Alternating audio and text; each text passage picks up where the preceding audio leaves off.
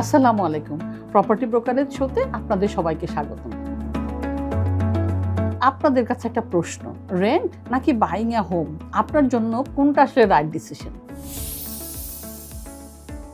কখনো কি ভেবে দেখেছেন আপনারা যারা ভাড়া বাড়িতে থাকছেন গত 3 বা 5 বছরে কত টাকা বাড়ি ভাড়া হিসেবে দিয়েছেন? লোকমুখে শোনা যায় যারা বাড়ি ভাড়া থাকেন টাকাটা জলে ফেলছেন, আবার অনেকে বলে যারা বাড়ি কিনে ফেলেছেন তারা নাকি টাকাটাকে একবারে আটকে দিয়েছেন, সো নিজেকেই টাইট করে ফেলেছেন।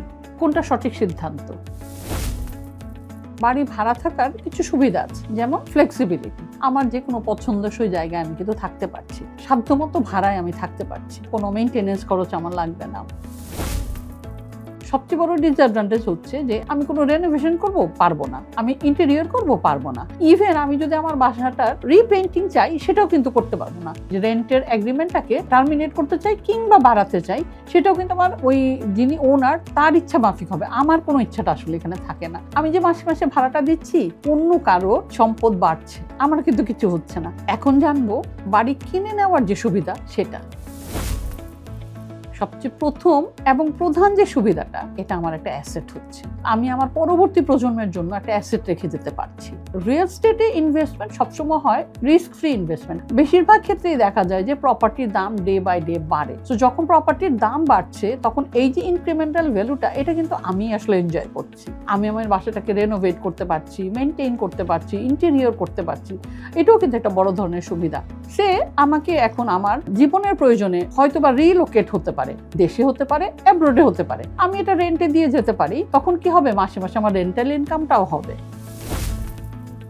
আমরা যখন একটা প্রপার্টি কিনি তখন একটা লার্জ অ্যামাউন্ট কিন্তু ব্লক হয়ে যায়। এই যে অ্যামাউন্টটা আমি চাইলেই অন্য কোনো ম্যাটারে আমি এটা ইনভেস্ট করতে পারতাম, বা আমার একটা বিশেষ প্রয়োজনে আমি এই খরচটা করতে পারতাম। আমি যখন একটা বাড়ি কিনবো তখন এটার একটা ডাউন পেমেন্ট দিতে হয়, সার্টেন ইন্টারভেলে আমাকে ইনস্টলমেন্ট পে করতে হয়, আমার একটা বড় প্রিপারেশন থাকতে হবে। আমি যখন একটা বাড়ি কিনে ফেললাম, এটা মেইনটেনেন্স কষ্ট কিন্তু একটা আছে, এটা রিপেইন্ট করতে হতে পারে, এটা রেনোভেট করতে হতে পারে, আবার কিছু ইন্টেরিয়র চেঞ্জ করতে হতে পারে। এই যে বিষয়গুলো, এখানে কিন্তু একটা খরচের ব্যাপার আছে। তাহলে প্রশ্নটা কিন্তু থেকেই গেল, বাড়ি ভাড়া থাকবো নাকি বাড়ি কিনবো? উত্তরটা ডিপেন্ড করবে আপনার অবস্থানের উপরে।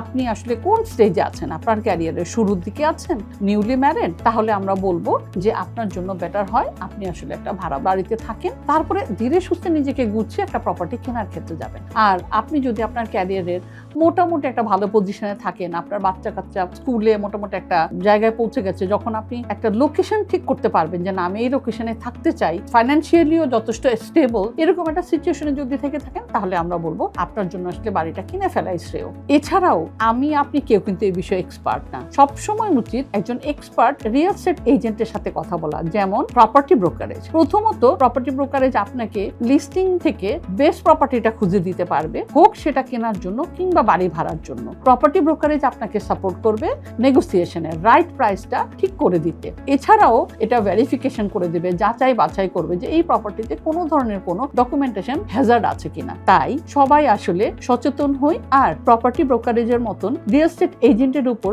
আমরা নির্ভর করি আমাদের এই ডিসিশনটি নেওয়ার জন্য, বাড়ি কিনবো নাকি ভাড়ায় থাকবো। আজ এ পর্যন্তই। আরো কিছু তথ্য পেতে বা নতুন নতুন ভিডিও দেখতে আমাদের সাথেই থাকুন। ধন্যবাদ।